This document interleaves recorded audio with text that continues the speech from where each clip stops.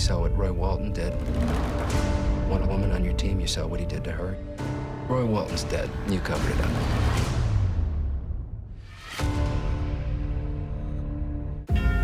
After Elizabeth's death, there's nothing. Liz died for the blacklist. Whether she died in vain, it's up to you. This journey isn't over yet. The Blacklist, Thursdays on NBC.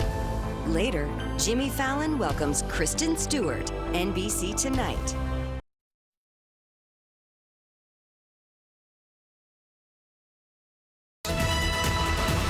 Evening, we are following breaking news, a pursuit that may hold the record for the number of spike strips deployed, and the suspect just keeps on trucking. This started in East LA around 8 o'clock this evening when someone, as you can see, stole a big rig. News Chopper 4 Alpha over it all for about 3 hours. This driver led the officers along several freeways. For quite a while, he was actually headed north on the 118.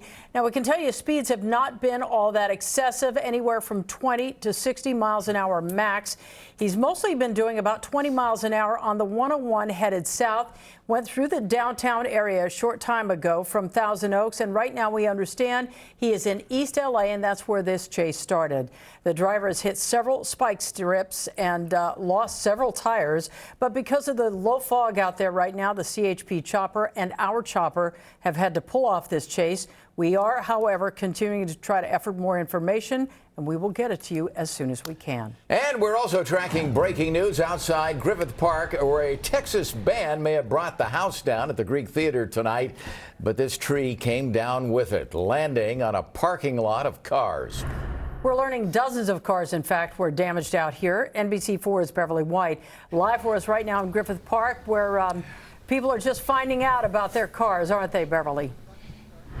That's right, Colleen, and they're not happy in the least, although some are in good spirits because they realize it could have been much worse. We're talking about a concert tonight, a sold-out concert by the band Khruangbin that was disrupted by this massive tree fall. Now, let me step aside. You can take a closer look at the roots for this tree. We're talking about an Aleppo pine. It's 90 feet tall, or it was. It's collapsed this evening just around 8 p.m. And we've got video to share with you as well of the original response to not just the tree fall, but a woman who was slightly injured. LA Fire Department confirms they took away a woman in her 30s with slight injuries, slight leg injuries. We don't know how those injuries were incurred. But again, according to the Recreation and Parks Department, their arborist tells us that this is a 90-foot, not a 40-foot Aleppo pine, and it landed on dozens of cars tonight. Of course, most of the concert goers are still unaware as the show is just now winding down. They're coming outside and surveying the damage, and a lot of them are in surprisingly good spirits. We spoke tonight with one woman who came out just a little bit early to beat traffic and found out she could not drive away in her Tesla.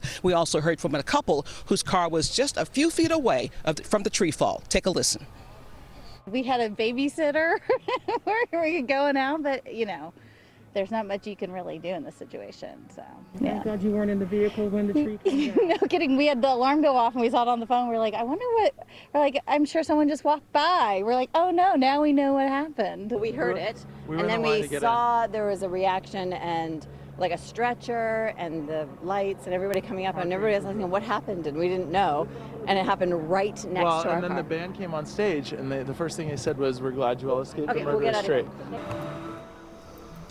Now, the Tesla owner and dozens others who are fans of this band, some have not come out to see the damage yet, and others are learning as we stand here. We're watching them circulate around the parking lot. Now, it was an Aleppo pine, an evergreen conifer if you're into trees, a beautiful tree, which may have come down because of the recent rains. Again, 1 week ago, Monday, we had significant rains here in Southern California, and the root system may have failed as a result. This tree appears to be top heavy, but we're no specialists. We just know what we see. What we see right now is a lot of damaged cars and a lot of people who were not inside the cars coming out now to see what's left. Flattened tires, the roofs are caved in, their windshields are shattered, but no human loss of life. Property, yes, but nobody was seriously injured, and that is indeed good news here on Lot H at Griffith Park. Reporting live, I'm Beverly White, NBC4 News. All right, Beverly, thank you. West Hollywood could soon have the highest minimum wage in the country. Right now, the city council is voting on a measure that would boost the minimum wage to $17.64 an hour. NBC4's Robert Kavaska was at the meeting tonight and shows us why some people are not on board.